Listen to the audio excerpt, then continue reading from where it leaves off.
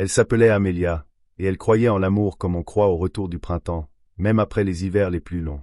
À 32 ans, elle vivait ce que beaucoup appelaient une vie parfaite, un mari charmant, un bon poste dans une agence de design, et une mère toujours présente, douce, complice, presque trop parfaite pour être vraie. Damien, son mari depuis 6 ans, avait ce charisme tranquille des hommes qui n'élèvent jamais la voix mais savent séduire un salon entier d'un simple regard, et elle l'aimait d'un amour naïf, presque enfantin, celui qui ne doute pas. Pourtant, depuis quelques mois, un froid imperceptible s'était glissé dans leur quotidien, des absences tardives justifiées par des réunions, des silences trop lourds au dîner, et cette façon qu'il avait de ne plus la regarder vraiment. Amelia voulait croire que c'était juste la fatigue, la routine, mais une intuition sourde la rongeait, comme un frisson derrière la nuque.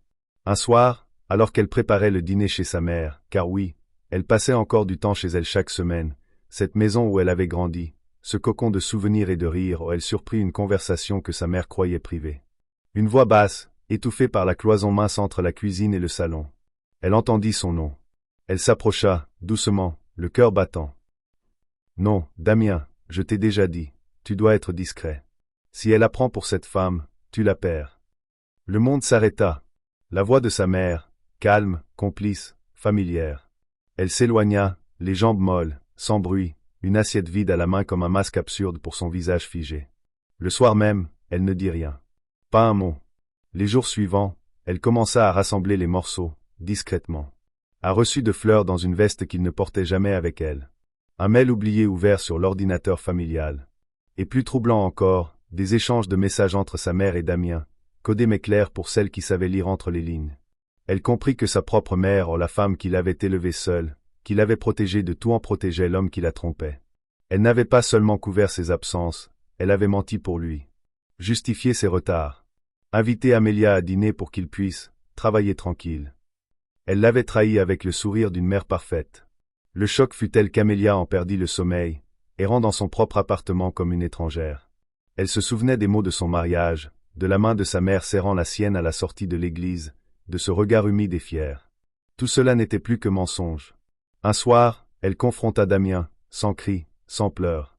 Il nia, puis balbutia, puis s'effondra, avouant qu'il fréquentait une collègue depuis 8 mois. Il parla de confusion, d'attirance passagère, de vide intérieur. Mais ce n'était plus lui le problème. Elle le regardait, et ne ressentait plus que du vide. Le vrai poison, c'était ailleurs. C'était cette femme, sa mère, celle qui lui avait toujours dit « Je serai toujours de ton côté ». Alors elle alla la voir, un dimanche matin, les mains tremblantes, la gorge nouée.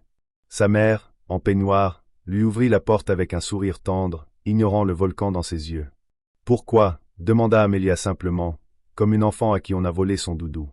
Et sa mère, d'abord surprise, se raidit, baissa les yeux. « Je voulais te protéger. Tu es si fragile, Amelia. Je ne voulais pas que tu souffres. Il t'aime, tu sais. Il s'est juste perdu. » Les mots furent des poignards. « Tu m'as menti. Tu m'as trahi. Tu l'as choisi lui, maman. Pas moi. » Un silence. Un long silence où la vieille horloge de l'entrée battait comme un métronome d'agonie. Sa mère pleura. Pour se déculpabiliser, peut-être. Pour pleurer l'image d'elle-même qu'elle venait de briser. Amelia tourna les talons sans un mot de plus. Elle coupa les ponts. Avec Damien. Avec sa mère. Elle déménagea. Changea de ville, de prénom sur les réseaux, de numéro. Pendant des mois, elle reconstruisit son monde. Comme on réapprend à marcher après une fracture. Ce n'était pas la trahison d'un homme qui l'avait détruite. C'était celle de sa propre mère. Cette femme qui lui avait appris à ne jamais accepter le mensonge. Qui lui avait dit que l'amour, c'était la loyauté avant tout. Amelia comprit qu'on peut survivre à une rupture, même à un divorce. Mais qu'on ne guérit jamais tout à fait de la trahison d'un parent. Et pourtant, 1 an plus tard, lors d'un voyage en Italie, un homme la regarda comme Damien ne l'avait jamais fait. Elle sourit. Pas parce qu'elle était prête, mais parce qu'elle avait survécu. Et qu'à partir de ce jour, plus jamais elle ne confierait son cœur à quelqu'un sans d'abord écouter son instinct. L'amour, le vrai, commence peut-être par ça, s'aimer soi-même assez pour ne plus tolérer le mensonge, même si c'est sa propre mère qui le cache derrière un sourire.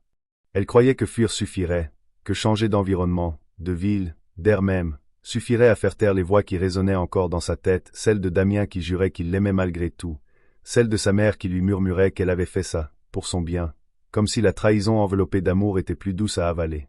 Mais la vérité, c'est que les souvenirs voyagent avec nous, qu'ils se glissent dans nos valises, qu'ils se glissent entre nos draps, même dans une chambre inconnue au mur blanc. À Lyon, où elle s'était installée dans un petit appartement au dernier étage d'un immeuble sans ascenseur, Amélia recommença sa vie.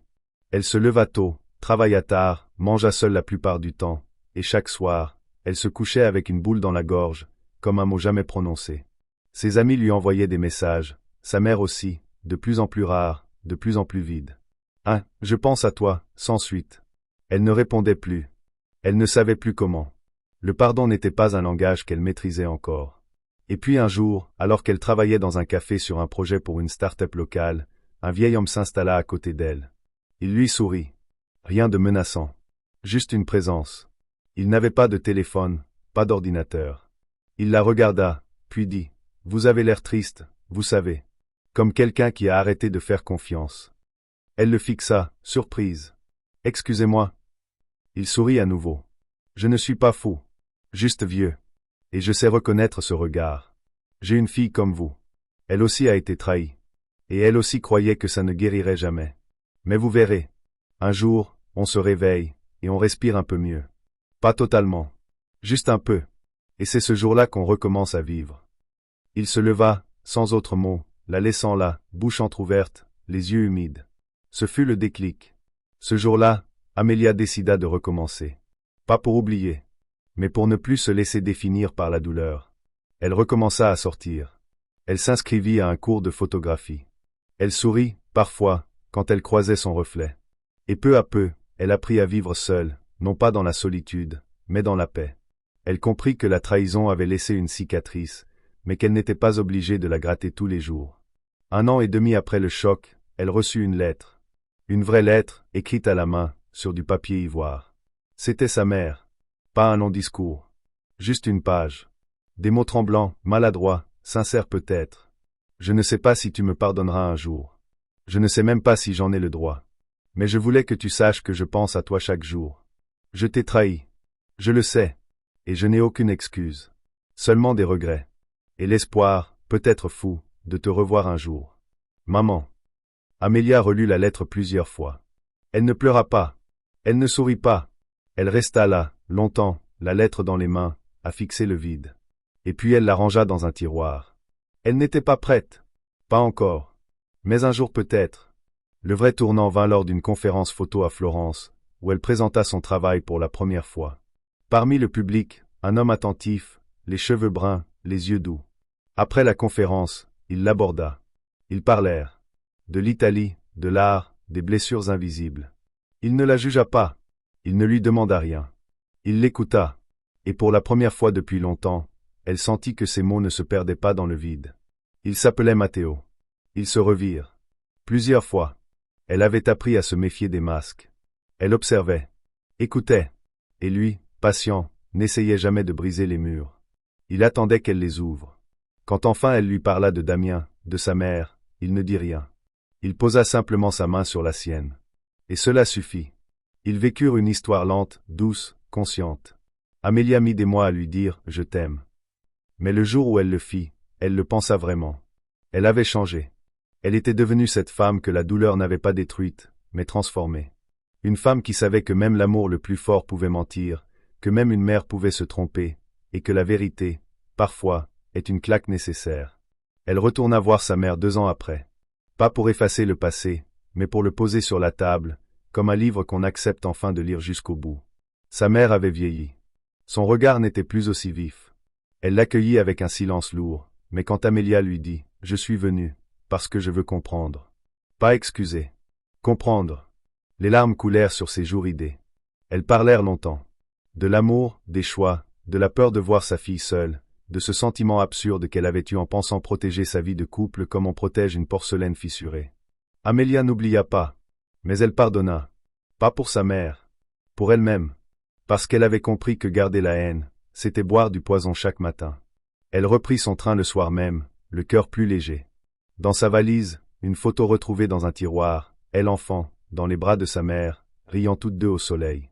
Ce souvenir-là, elle choisit de le garder. Parce qu'au fond, l'amour d'une mère, même imparfait, même maladroit, restait l'un des plus puissants qu'elle ait jamais connus. Et si elle avait été trahie, elle avait aussi été aimée. profondément. Et c'est peut-être ça, le paradoxe de la vie. Ceux qui nous font le plus de mal sont souvent ceux qui nous ont aussi donné le plus d'amour.